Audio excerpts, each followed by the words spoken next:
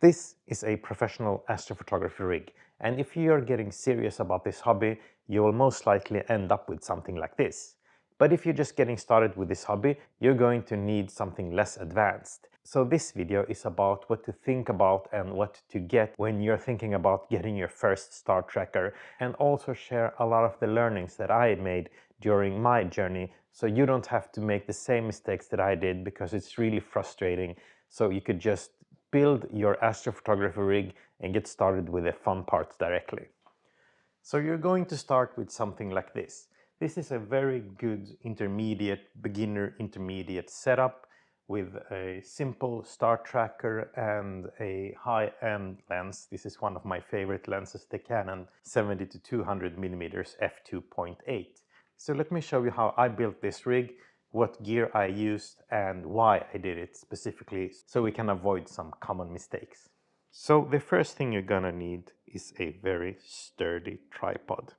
The tripod is important because everything will be on it. So my choice is the Inerel RT90C, which is a lightweight carbon fiber and very sturdy tripod.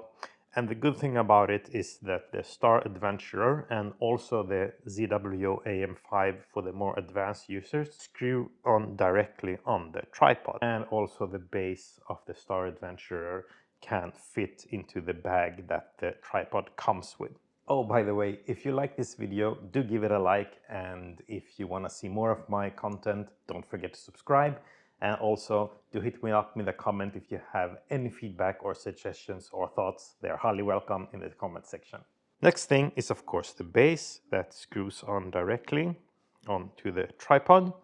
And on that, you're just putting your star tracker of choice, in my case, the Star Adventurer 2i Wi-Fi Pro. Next is, of course, the holder for the camera and the counterweight. You screw on the counterweight directly on it, so you can balance your stuff later on. And since my camera is already very balanced with the 70-200mm f2.8 lens, I don't have to use any additional gear when I'm using this specific lens.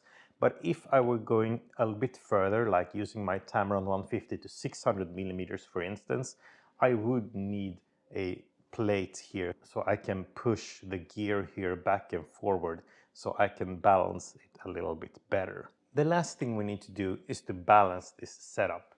And as I mentioned previously, the balance in this direction is perfect because I use this lens and it's already balanced here at the foot of the lens, like the holder of the lens.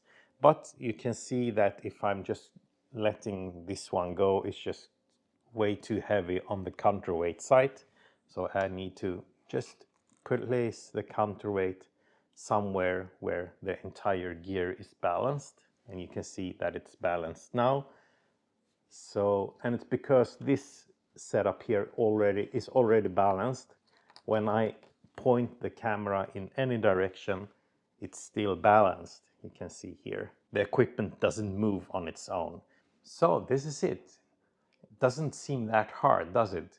But if you're just getting started, you're going to end up with a few speed bumps along the road, just like I did, and it was really frustrated. But if you follow these simple steps, you will most likely succeed on your first takes. And with this setup specifically, you can get images like this, or maybe something like this. It's really nice to go out, just set your gear up and immediately have fun with it. Also, if you're not ready for a star tracker yet, I do have a video where I show you guys how you can photograph without using a star tracker and just using simply a tripod and a camera. And also, if you already have that specific gear and are looking to move to something more advanced or professional, then I do have a small video explaining this gear and what I have chosen here. But okay, that is it for this video. I really hope you liked it and inspired you to actually do get a star tracker and try this hobby out. And as I mentioned previously, if you like this video, don't forget to subscribe. No, don't forget to give it a like. If you want to see more of me and my content, don't forget to subscribe. And thoughts and suggestions are highly welcome in the comment section. And I see you next time. Bye now.